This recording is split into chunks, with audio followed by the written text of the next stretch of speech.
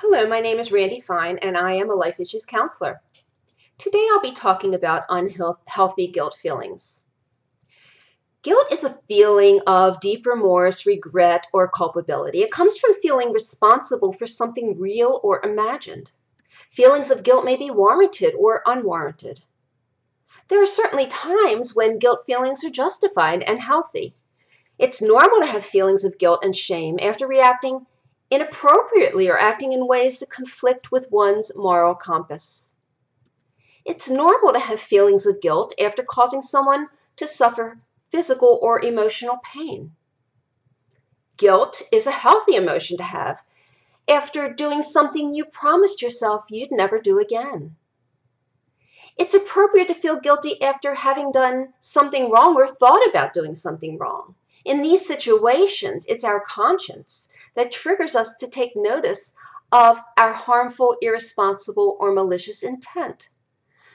What distinguishes healthy guilt from unhealthy guilt is whether or not the actions or thoughts were made with deliberate intention and full rationality.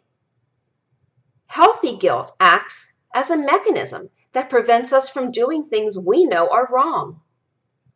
When we have already committed an injustice, healthy guilt makes us aware of our accountability. We can eradicate our healthy guilt by making amends and by not repeating the same guilt-producing behavior. A problem arises when the intensity or duration of one's guilt does not fit the intensity or duration of his offense, when one assumes more responsibility than is warranted. Guilt is unhealthy when those who have done nothing wrong distort a situation in their minds and irrationally believe that they have. They will mercilessly inflict self-punishment, even though they know at some level that their thoughts are illogical. Rational or not, they just can't seem to rid their minds of those guilt-producing thoughts. They may feel guilty and obsess over something they said or did, believing that others hold it against them or judge them.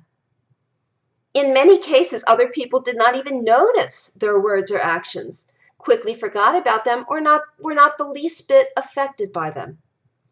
Still, they punish themselves and may carry that baggage throughout their entire life, never knowing that the only person they ever hurt was their self. Some people hold on to guilt feelings, believing that the amount of guilt they have represents their level of thoughtfulness and caring. That could not be farther from the truth. Think about it this way. Would you want someone you love and care about to suffer guilt feelings over something he may or may not have done to you? Guilt is self-punishment. Our friends and loved ones would never want us to inflict that kind of pain upon ourselves. Another reason that people hold on to guilt is that it keeps them in a painful but familiar place that they don't want to let go of, a dysfunctional safety zone. They will create scenarios that make them feel bad about themselves or something they did in order to sabotage their happiness and peace of mind. This is a pattern that they may have learned in childhood.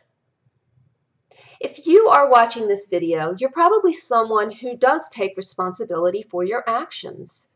That's admirable. Not everyone does. You know in your rational mind that you're not someone who would ever set out to hurt another person. You're just too hard on yourself.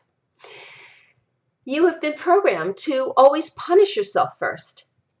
But we must be our own best friend. That means overcoming the need to self-punish. Self-love and self-acceptance are specific choices we must make every day. You cannot move on from guilt, whether it is warranted or not, real or imagined, until you forgive yourself. If guilt has long been a part of your personal truths, isn't it time to replace it with a new truth, one that involves loving and caring for yourself? Allow me to help you let go of the need to self-punish and help you find your way to self-love. I am just a phone call away. Let's talk about it.